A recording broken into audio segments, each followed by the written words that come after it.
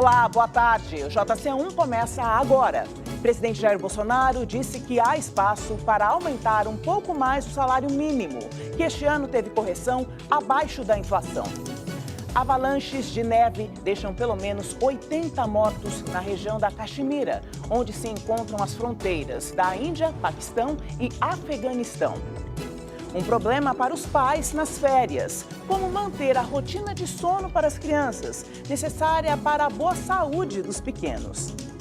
Mau tempo adia para amanhã a inauguração da Estação Brasileira na Antártica, maior do que a que pegou fogo em 2012 e considerada a mais moderna da região. O governo reajusta aposentadorias pelo INPC e teto sobe para R$ 6.100. Brasil apresenta um dos maiores índices de gravidez precoce do mundo. De cada 1.000 garotas, 60 ficam grávidas. E esse é o assunto da nossa conversa de hoje aqui no estúdio. JC1 Cultura de Informação começa agora.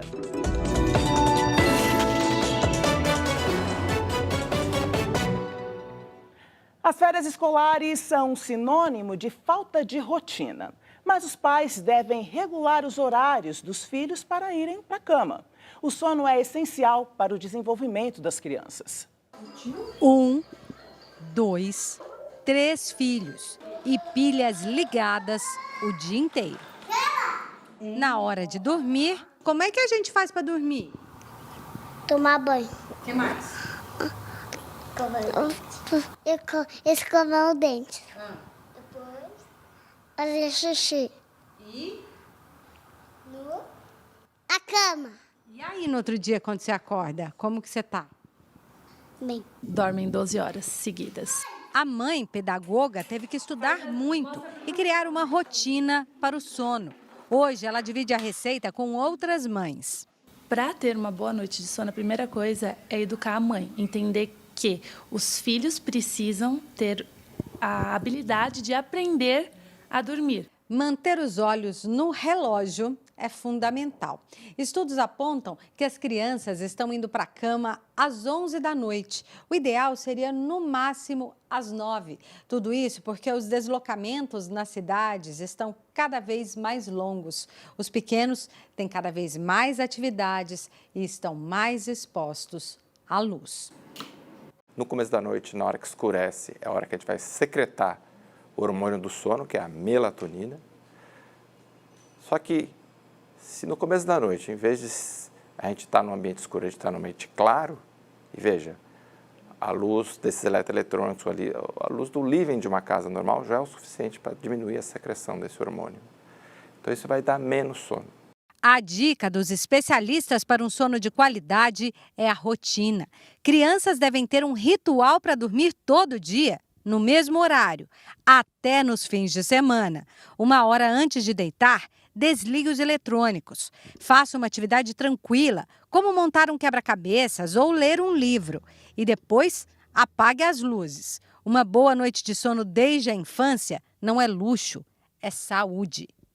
O sono, se ele não for suficiente, ele vai alterar principalmente as funções cerebrais superiores, né? Então, seria a capacidade de aprendizado da criança, né, o desenvolvimento intelectual. A criança responde de uma forma diferente do adulto quando dorme pouco. O adulto, quando dorme pouco, tem sonolência, né? Ele cai de sono. A criança não, ela responde ao contrário. A criança, em geral, tem alteração de comportamento. Ela fica mais hiperativa, ela pode ter déficit de atenção, tá certo? Ela fica mais agressiva. E se a criança dorme bem, os bons sonhos dos pais também estão garantidos. A gente se sente mais... deu certo, acabou um dia, agora eu tenho um período para mim. E você pode participar do programa com as suas perguntas e os seus comentários usando a hashtag JC1. Além disso, pode nos acompanhar pelas redes sociais. O nosso Instagram é o @jornalismo TV Cultura, o Twitter @_cultura e nós estamos também ao vivo pelo YouTube, pela página Jornalismo TV Cultura. O inverno rigoroso no hemisfério norte deixa mais de 80 mortos numa região entre a Índia, Afeganistão e o Paquistão. Em meio ao desesperado resgate por sobreviventes, os oficiais paquistaneses afirmam que várias pessoas estão presas sob os escombros de casas no Vale Nilum, na região da Caxemira. O local teve fortes chuvas que provocaram deslizamentos de terra e avalanches de neve que deixaram 57 mortos nas últimas 24 horas, além de vários desaparecidos. Na mesma região, controlada pelo Afeganistão, a neve extremamente densa levou à morte 39 pessoas e 10 estão desaparecidas. Na região da Caxemira, da Índia, as avalanches deixaram mais 10 mortos. Ao longo da fronteira entre os três países, mais de 300 casas foram destruídas, as estradas bloqueadas e as autoridades declararam estado de emergência na região. Por causa do mau tempo, foi cancelada a inauguração da nova base científica do Brasil na Antártica, que aconteceria hoje à tarde. A inauguração, que terá a presença do vice-presidente Hamilton Mourão, foi transferida para amanhã. O projeto da base brasileira na Antártica custou quase 400 milhões de reais e vem sendo considerado o mais moderno da região.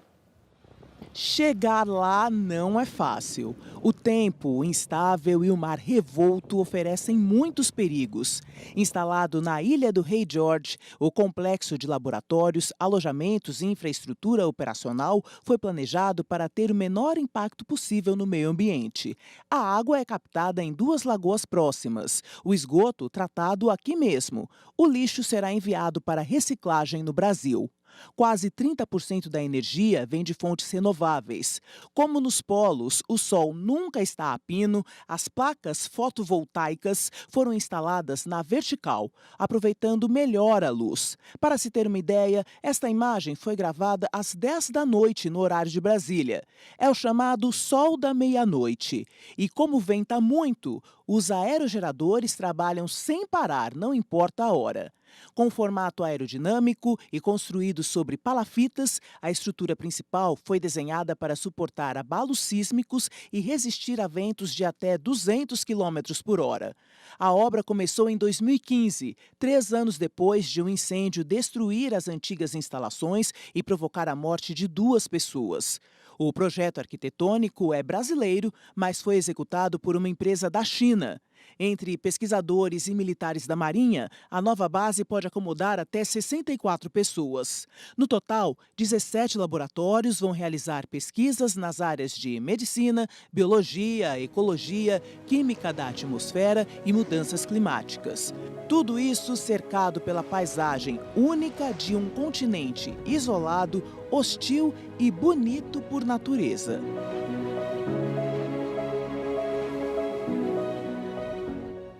Agora a gente muda de assunto para falar do seu bolso. A Caixa começa a pagar o abono salarial do PIS para os trabalhadores que nasceram em janeiro e em fevereiro. Quem tem conta na Caixa com o cadastro atualizado e movimentação bancária receberá hoje o crédito automático do PIS. Para os não correntistas, o pagamento começa na próxima quinta-feira. Os beneficiados devem comparecer a uma agência da Caixa com um documento original até o dia 30 de junho.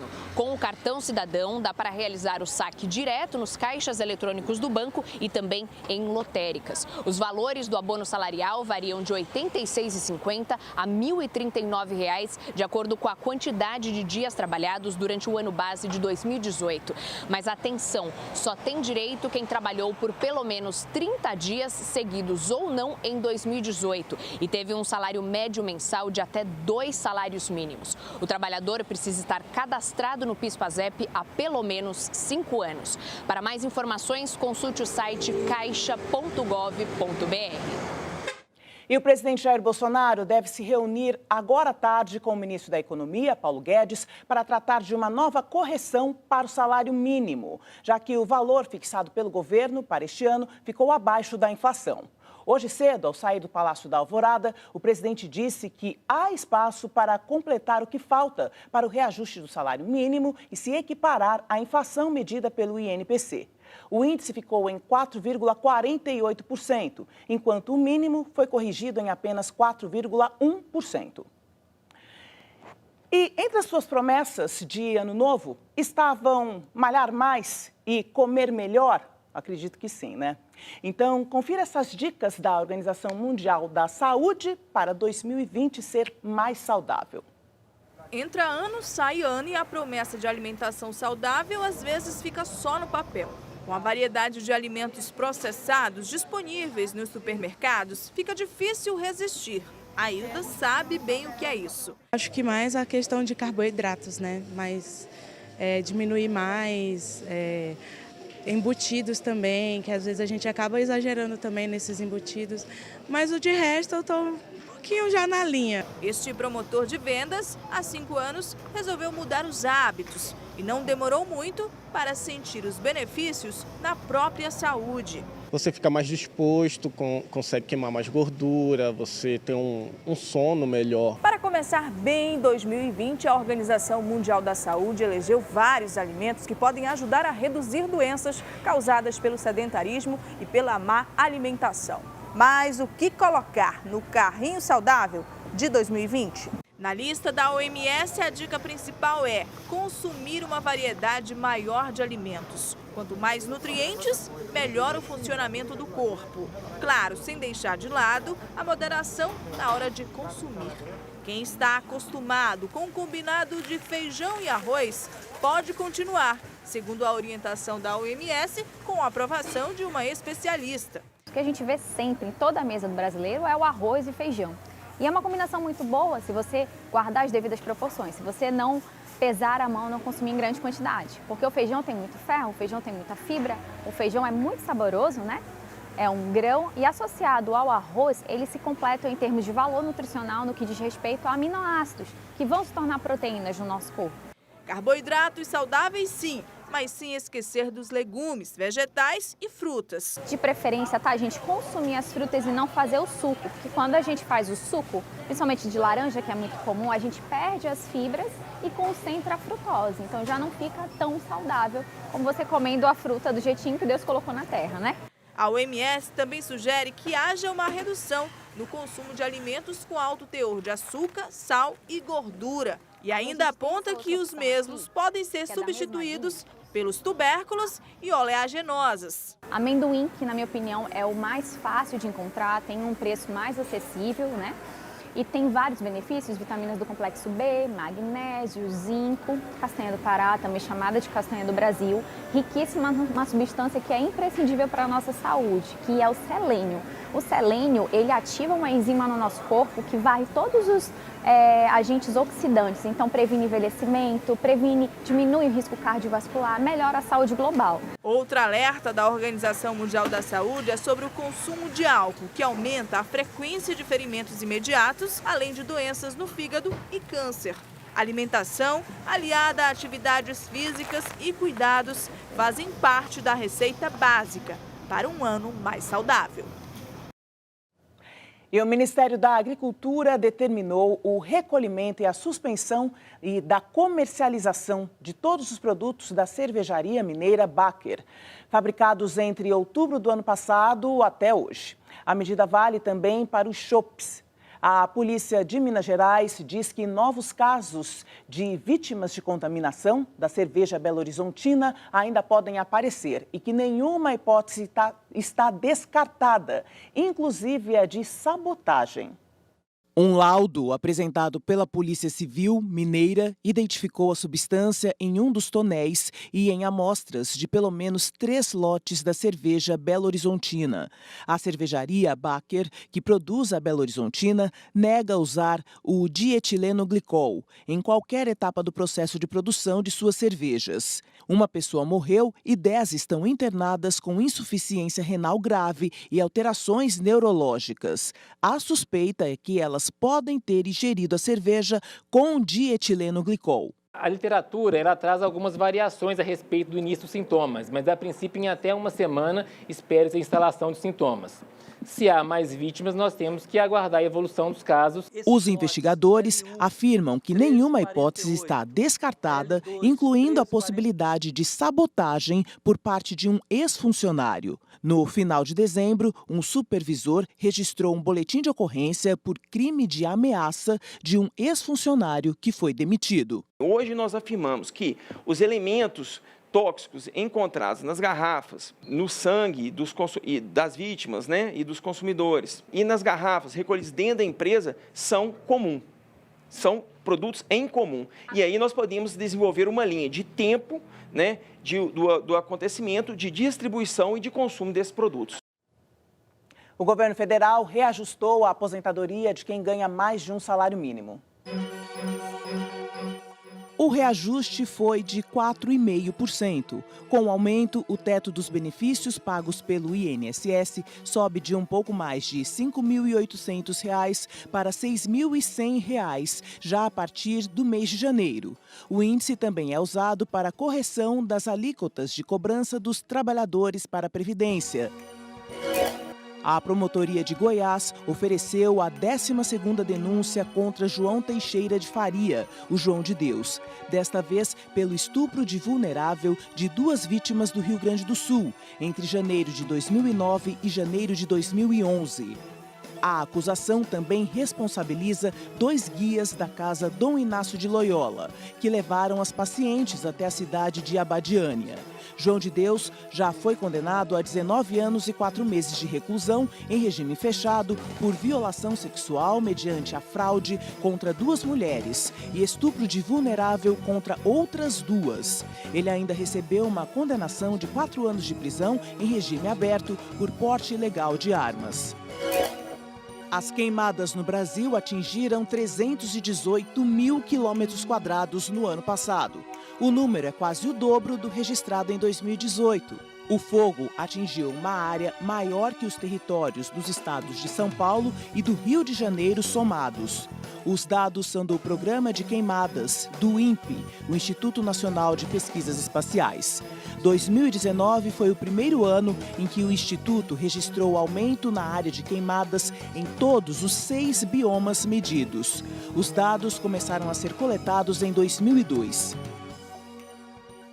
E a inflação para os idosos ficou acima do IPC-BR, da Fundação Getúlio Vargas, que mede a variação dos preços para todas as faixas etárias.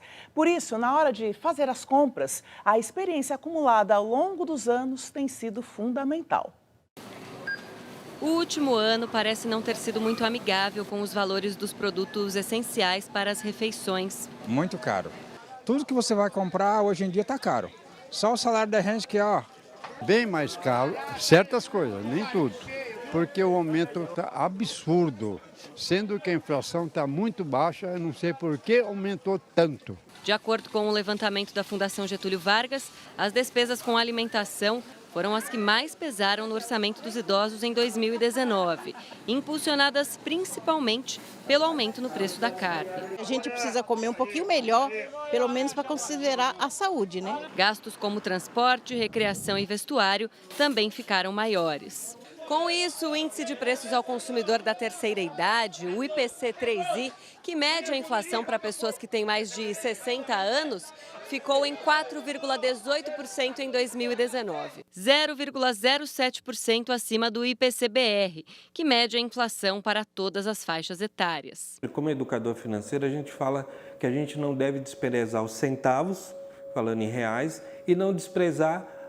as vírgulas nos percentuais. Então, quando você fala de 0,07, parece pouco, mas não é. Quando você não tem um reajuste completo da inflação no seu ganho mensal, isso representa muito. O vice-presidente da Associação Brasileira de Educadores Financeiros diz que o índice mais alto entre os idosos impacta toda a economia. Em algum momento, se ela não tiver um reajuste compatível, ela vai ter que tomar uma decisão de substituir ou até eliminar aquele serviço. Para fazer os itens básicos caberem na aposentadoria, a solução é colocar em prática a sabedoria acumulada durante toda uma vida. A gente sempre pede um descontozinho, né? Substitui por outra coisa. Sempre tem. Você não pode comprar 1 quilo de carne, compra 1 quilo de frango. Compra 1 quilo de carne de porco. Aguarde, até se ninguém comprar, automaticamente eles vão abaixar. E ver o preço de cada coisa e a qualidade também, porque às vezes é mais barato, mas a qualidade não presta. Os preços da gasolina e do diesel ficam 3% mais baratos a partir de hoje nas refinarias da Petrobras. Segundo a estatal, a redução foi possível pela acomodação dos preços internacionais do petróleo após a alta provocada pela crise no Oriente Médio.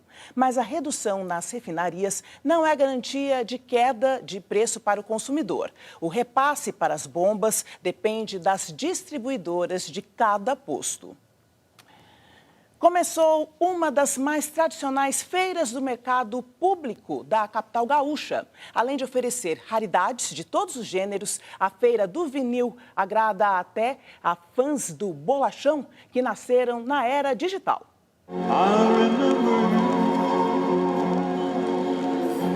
O chiado é característico e apreciado.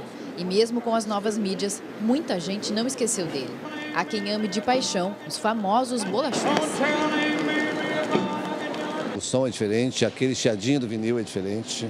É lindo, é lindo. Eu sou apaixonado por isso. Eu escuto plataformas de streaming, até por questão de comodidade, celular, com internet móvel, você está na academia, está na rua, então não tem como, infelizmente, você estar com um vinil, né?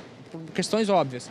Mas eu sou adepto do streaming, mas eu prefiro muito mais o vinil. Existe uma coisa nostálgica ali, quando você põe ele para rodar, os estalos, a própria sujeira do disco. A tradicional Feira do Vinil no mercado público tem 7 bancas com LPs para todos os gostos. E claro, tem aqueles difíceis de encontrar. Esse aqui é o primeiro disco dos Mutantes. Também está nessa média de R$500 por aí. Colecionador mesmo. Até o pessoal mais jovem também já está agora, né, buscando os clássicos, né? Rock, MPB, tudo que é tipo de música. Né? E o vinil não é coisa apenas de colecionador. Hoje, muitas bandas optam por divulgar um novo trabalho na internet e, na sequência, lançam o disco.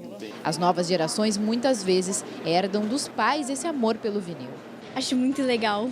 A gente tem alguma coisa em casa, né? Como a gente gosta de rock, então já tem essa cultura de quando eu tinha a idade delas, eu ouvia vinil e nós somos uruguaiana, então não tinha muito acesso. Tinha que encomendar para o disco chegar e a gente poder ouvir a música, diferente do que é agora, né? Que é tudo na internet, é tudo na hora. E a gente cheirava a capa do disco e tinha uns que vinham até com perfume. O programador musical Zé Fernando também curte um vinil. Na Casa de Cultura Mário Quintana, onde ele trabalha, a discoteca tem quase 32 mil discos e muitas raridades por lá. Esse disco aqui é uma pérola do rock alemão dos anos 70, né? do chamado Krautrock, o rock experimental alemão dos anos 70. Se tu quer um som com uma qualidade maior nos graves e um som mais encorpado, é o vinil. Muito legal, né? Depois do intervalo aqui no JC1, Irã anuncia a prisão de envolvidos em derrubada de avião ucraniano. E ainda, depois de deixar as Filipinas em alerta por medo de nova erupção, mais um vulcão entra em atividade e ameaça as Ilhas Galápagos, no Equador. A gente volta já já.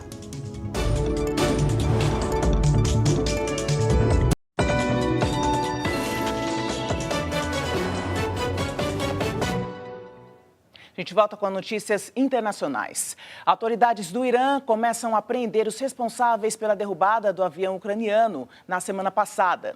E o inverno no hemisfério norte deixa pessoas isoladas e faz cair neve até no deserto.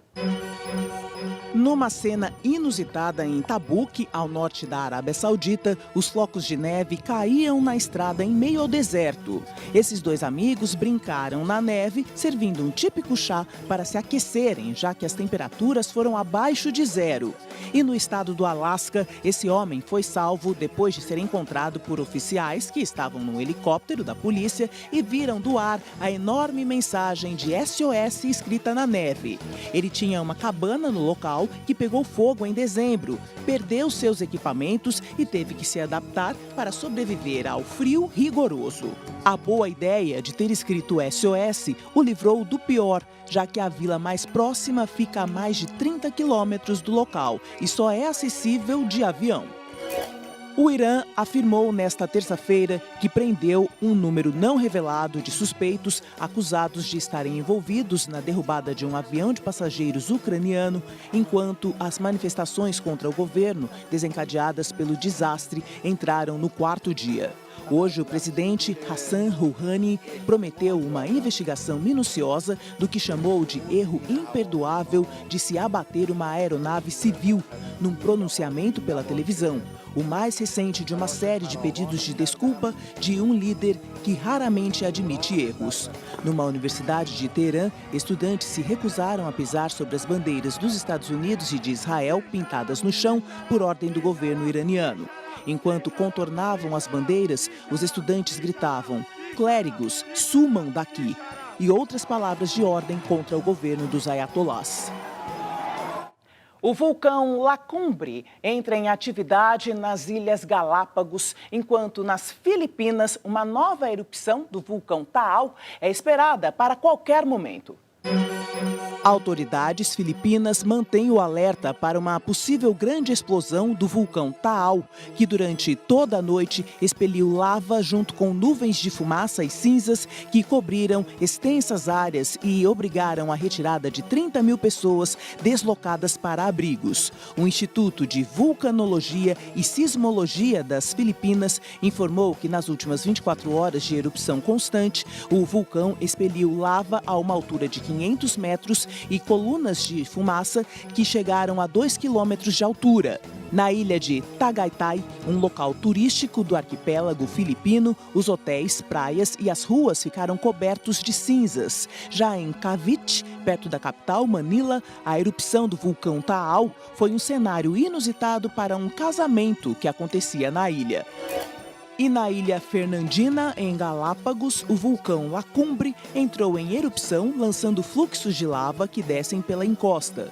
A ilha Fernandina é uma reserva natural a 1.000 quilômetros da costa do Equador. Não é habitada por seres humanos, mas a erupção coloca em risco várias espécies animais. As Ilhas Galápagos são um patrimônio mundial pela fauna e flora únicas no mundo. E foi onde o naturalista Charles Darwin desenvolveu a sua teoria da evolução das espécies. E pela primeira vez, 5 reservas ambientais municipais abrem ao público em São Paulo, uma por dia a partir de hoje.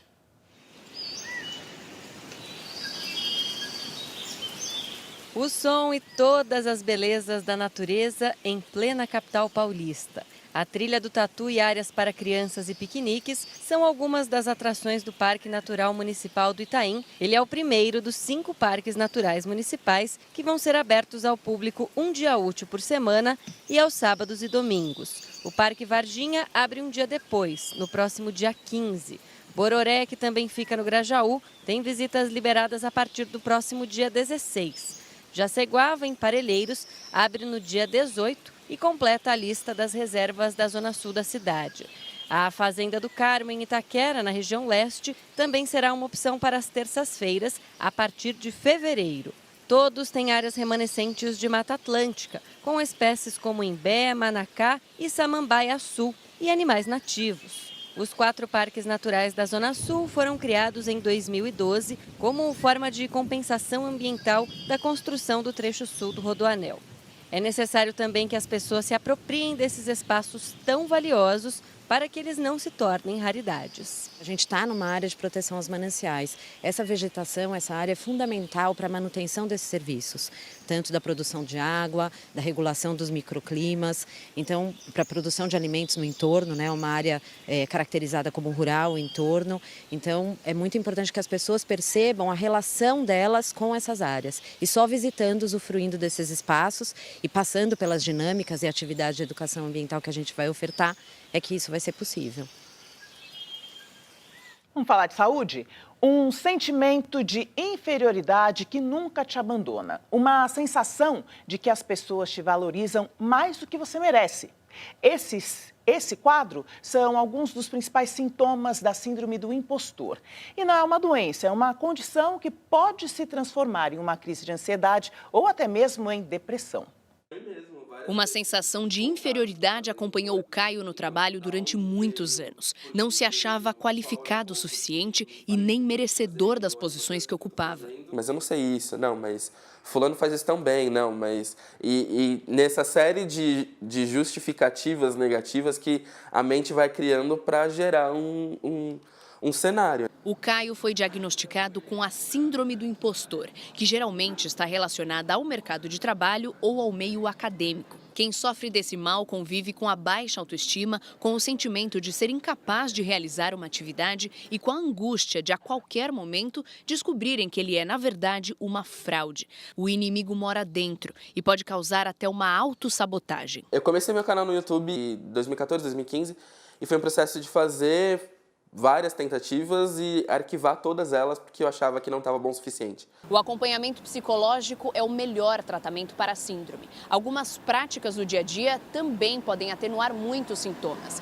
A primeira é se conscientizar sobre esses sentimentos. Depois, passar a construir um pensamento crítico sobre si mesmo.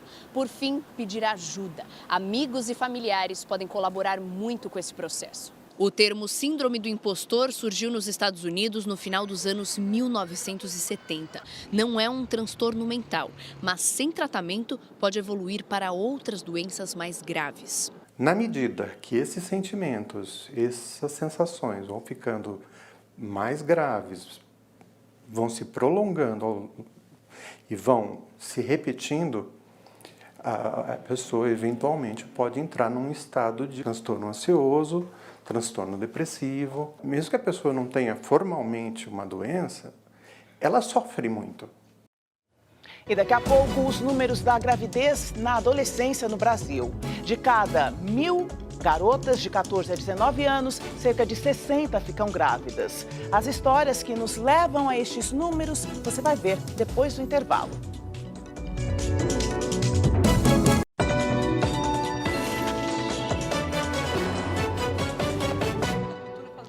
Agora vamos para a nossa conversa aqui do estúdio. O índice de gravidez na adolescência, no Brasil, figura como um daqueles números desanimadores que o país apresenta. Somos piores que muitos países pobres e desiguais, muito mais pobres e desiguais do que a gente. De cada 1.000 meninas entre 14 e 19 anos, 60 ficam grávidas. E muitas histórias passam de mãe para filha. Um susto. O impacto da descoberta de que estava grávida aos 15 anos veio seguido de inúmeros sentimentos. Insegurança, você fica com medo de como vai ser o futuro, se você vai dar conta, enfim, bate um desespero, né? Como é que eu vou falar para minha mãe, e agora, o que vai acontecer? Então, acho que é um turbilhão de sentimentos que passa assim dentro. Recentemente, o turbilhão voltou. Mas dessa vez Raquel estava do outro lado. A filha Natália engravidou aos 17 anos e hoje, aos 35, Raquel é a avó de Marcela, de 2 anos. Por eu ter passado, eu sei o quão difícil é você ser mãe na adolescência, o que isso gera, as coisas que você precisa abrir mão, a responsabilidade que você é obrigado a ter antecipadamente, né? Porque era um tempo de eu pensar em que faculdade que eu vou fazer, onde eu vou com as minhas amigas, viajar, enfim. E eu estava cuidando de uma criança. E eu vi minha história se repetir nela, então foi bem difícil para mim. A gravidez na adolescência traz desde consequências sociais até problemas de saúde para a gestante e o bebê. As estatísticas sobre o fenômeno têm caído, mas continuam altas. Um relatório da ONU aponta que no Brasil, a taxa de bebês nascidos de mães com idade entre 15 e 19 anos foi de 59 a cada 1.000 mulheres. Número acima da média global, que deve ficar próxima de 42 até o fim deste ano. A maioridade de Letícia veio acompanhada da notícia de que seria mãe. Ela usava contraceptivo, mas o antibiótico cortou o efeito. E Maria Alice nasceu quando Letícia tinha acabado de completar 18 anos. O primeiro ano depois da minha gravidez foi um primeiro ano inteiramente para Maria Alice, né? Quem que te ajudou a encarar esse primeiro ano? A minha mãe. Minha mãe e meu pai, sem dúvidas. Tudo o que eu tinha que fazer era com eles. Com esse apoio, ela retomou os estudos e hoje cursa a faculdade à distância. O amor e os cuidados com Maria Alice são imensuráveis, mas ela gostaria de ter adiado o início dessa história. Eu cresci junto com ela, né? Eu também era muito imatura quando eu tive a Maria, então eu tive que me forçar a ser adulta. Eu acredito que eu tenha conseguido dar assim, o melhor que eu pude para ela nesse tempo todo, mas em relação a mim mesma também, eu acho que eu teria com certeza esperado. E quem nos traz mais informações sobre as questões que interferem no problema da gravidez precoce é a doutora Albertina Duarte Takeuchi, ginecologista, obstetra e coordenadora do Programa de Saúde do Adolescente e do Programa de Políticas Públicas para a Mulher da Secretaria Estadual de Saúde de São Paulo. Doutora Albertina, boa tarde, muito obrigada por estar conosco aqui no JC1. Prazer recebê-la. A cultura é um pouco a minha casa, porque eu fiz aqui a turma da cultura com Sim, jovens. De muitos anos, né, doutora? Anos. Bem, bom, doutora, a gente viu que as meninas, elas, apesar, né, do maior número de informações que a gente vê que estão disponíveis, das redes sociais, da maior liberdade, essa gravidez precoce ainda continua acontecendo. Por que é tão difícil barrar esse ciclo? Bem, uma coisa importante, todos os relatórios que mostram do que foi feito para reduzir, mostra que não é suficiente a informação. É importante a negociação. Quando você tem uma informação e não tem autoestima, segurança para negociar com o parceiro, você se atrapalha. Então, nós precisamos do acesso dos métodos, do poder de negociar. E é importante que nas escolas, nos espaços públicos, na família e na saúde, se discuta, mas de uma forma de diálogo, não, de uma forma de roda, como você se empodera e como você tem poder de dizer, eu não tenho relação se não tiver camisinha, eu não posso ter relação porque eu não estou me prevenindo. E também o parceiro tem que ser inserido nessa situação, porque é uma questão de gênero. A menina sempre é culpada pela gravidez. Você vê que nos números ninguém diz quantos meninos, o que acontece, se tornaram pais. Uma coisa importante, os números são mais assustadores quando você vê que no Brasil, a cada 20 minutos, uma menina de 10 a 14 anos se torna mãe. 10 a 14. Os números que nós mostramos, de 15 a 20, ficam um pouco distantes. Mas no Brasil, como um todo, a cada uma hora, que são 60 minutos, 55 meninas de 10 de 10 a 19 anos se tornam mães. E uma a cada 20 minutos. São Paulo, eu fico muito feliz porque eu coordeno esse programa, nós ganhamos um prêmio, vários prêmios, e o último prêmio foi apresentar o que nós fizemos. Além da gente ter acesso aos métodos, o que foi mais importante foi o fato de discutir nas escolas, mas nos espaços públicos, a questão da gravidez na adolescência. Isso faz com que as adolescentes entendam que conhecer não garante, porque hoje é muito precoce o tempo entre o namoro e a primeira relação. Então, não há intimidade entre os parceiros, né? Então, nós reduzimos em 54,7%, quase 55% a gravidez em 20 anos no estado de São Paulo. Isso foi apresentado o ano passado na Organização Mundial de Saúde. E o diferencial foi que muitos países mostram, você tem acesso. Então, tem países que pensam, usa a camisinha, é suficiente. Não é isso. O diferencial, então, é a formação desses adolescentes, eu digo no amparo familiar para o uso dessas ferramentas, porque, eles sabem o que fazer, usar a camisinha ou procurar outros métodos, mas se fortalecer na forma de negociar, isso só se dá como? De que forma? De que forma a família pode usar? Pode incentivar? Primeiro, ela não acreditar que ela dizer, filha, não vai acontecer isso com você. Tanto é que quem é filho de mãe adolescente que teve um filho na adolescência se pode tornar avó avó também. Quer dizer, é uma cultura. Não adianta a mãe falar, olha o que aconteceu comigo, olha o que aconteceu comigo. O fundamental é fazer com que essa adolescente tenha vários grupos. Por exemplo, o grupo de esporte, o grupo da música, o grupo da escola. Ela precisa ter os amigos, porque existe uma pressão dos amigos também. Então, eu diria que a família não é onipotente nisso. A escola é importantíssima, por isso que discutir sexualidade na escola é fundamental, mas nos postos de saúde, foi isso que nós fizemos no estado de São Paulo, nos espaços da saúde, fazer rodas de conversa, de negociações. Então, uma menina que engravidou consegue contar para os outros. Olha, foi difícil, eu não pude voltar para a escola, eu fui abandonada pelo meu parceiro. Sua experiência de igual para igual, de igual né? para igual. E ela, porque se você perguntar para uma adolescente por que você engravidou, ela vai falar porque eu quis. Mas quando é no dia a dia, ela vai dizer, foi muito difícil.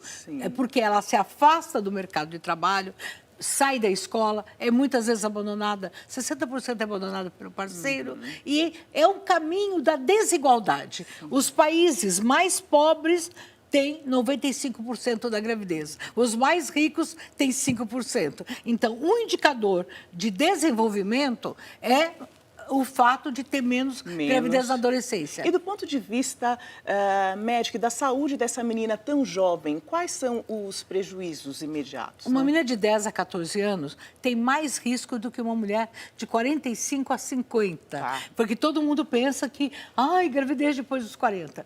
Então, o risco primeiro, bebê prematuro, bebê com baixo peso, pressão alta na gravidez. Ninguém imaginaria que uma menina de 10 a 14 anos. E ela começa o pré-natal muito tarde. Então, a mortalidade materna de 10 a 14 anos é parecida com uma de mulher com mais de 45 anos. E, além de tudo, a ideia dos bebês com problemas genéticos, acima de Down, que todo mundo pensa é mais de 40, segundo o Dr. Vitor Banducchi, que é realmente um expert, ele mostra que de 10 a 14, acima de Down, é parecida, idêntica, até maior do que de mais de 40. Agora, desnutrição, desigualdade. Eu acho que o maior problema é o problema psicológico e social. A adolescente que engravida, ela não tem a mesma igualdade do que aquela que não engravida. Para o resto da vida, né, doutora? Para o resto da vida. Doutora Albertina, muito obrigada pelos esclarecimentos. Uma alegria, um prazer sempre recebê-la aqui no JC1. Esperamos recebê-las outras vezes. E elogiar, né, todo o programa de São Paulo, né, que eu sou coordenadora, mas poder reduzir em 55% a gravidez na adolescência no Estado, passar de 148 mil para 67 mil, isso é uma grande vitória que é compartilhada. A mídia de São Paulo teve um papel importante. Né? Sim, muito obrigada, parabéns pelo trabalho. Obrigada a você. JC1 termina aqui, você continue nos acompanhando pelas redes sociais, a gente se encontra amanhã. Até lá.